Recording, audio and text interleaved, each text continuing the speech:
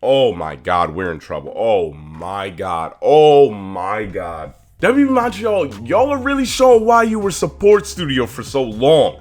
Yo, what's good? You already know I'm KenWal, and Gotham Knights feels soulless. No matter how many times I give you guys a chance, you disappoint me every single time by not addressing my biggest concerns about this game.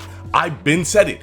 It's looking like this game's gonna have the same fate as Avengers. Somehow though, I'm still excited for this game, but I'm not gonna mislead you guys looking like some jackass by hyping up the few little things that they do good in this game. So today, we're gonna talk about the 4 things that completely destroyed my confidence in this game getting higher than a 74 on Metacritic. First and foremost, the gameplay does contain mild spoilers since this is the first 16 minutes of the game.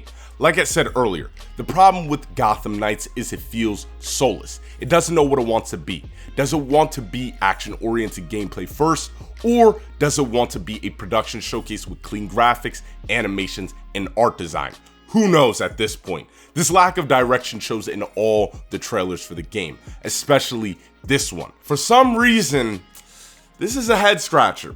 A genius over there at Montreal thought it was a good idea to show the tutorial section of Gotham Knights. Huh? Who shows the tutorial in this day and age? That is literally the most boring part of the game. I guess WB's marketing team is trying to sabotage their own game. Anyways, we get to see the basic combat and traversal mechanics, as well as investigating what happened to Batman. The gameplay starts off with the Knights discussing potential leads they can follow. This is the first alarming part of the gameplay. Am I crazy, or does something seem very off about the production quality of this cutscene? Because nothing's going on. Their facial animations are not up to par with most games. Like, for God's sakes, they're not even looking at each other in the eye. The camera is just awkwardly panning towards them.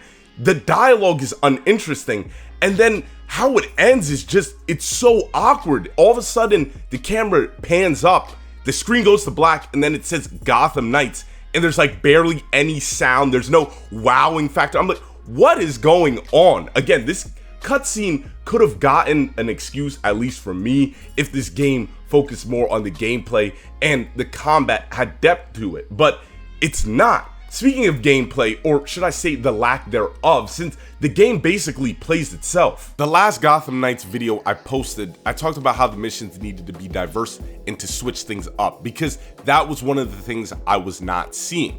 Well, in the gameplay, I got sort of what I wanted. The first half of the mission has you investigating the murder of this doctor. So Batgirl's walking around investigating the place, and then all of a sudden, the game takes your controller away from you like your older brother and plays it. The game does the whole investigation for you in the cutscene.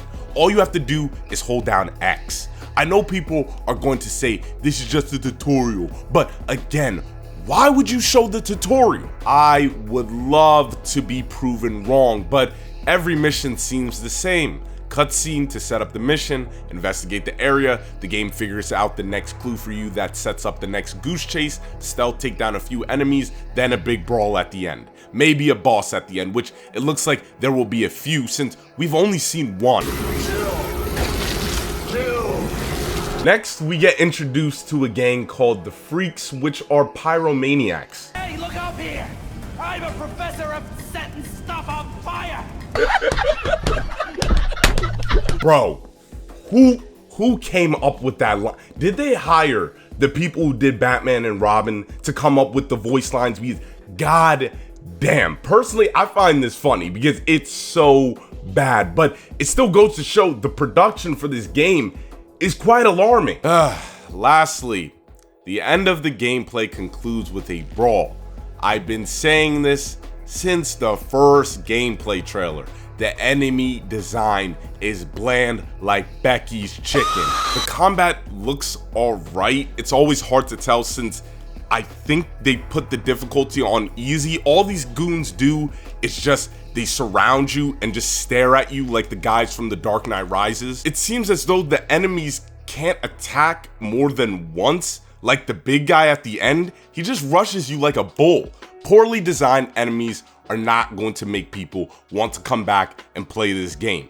Nobody in their right goddamn mind can say with a straight face to me that this game is getting a bad rap. The production quality is lacking graphics, facial animations, the voice acting is rivaling some dubbed Netflix foreign shows, the cutscenes are poorly directed. To make matters worse, the game plays for you by doing all the detective work.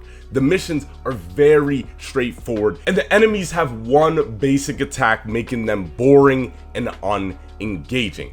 I don't see this game scoring higher than a 74. How many times does the trailer for something look really bad and it's the exact opposite?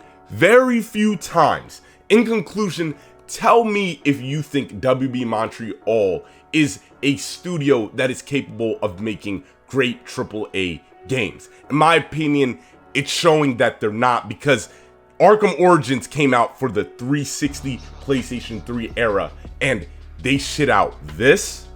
As always, you already know I'm KenWal. Remember to like and subscribe, and I'll see you guys soon. Peace.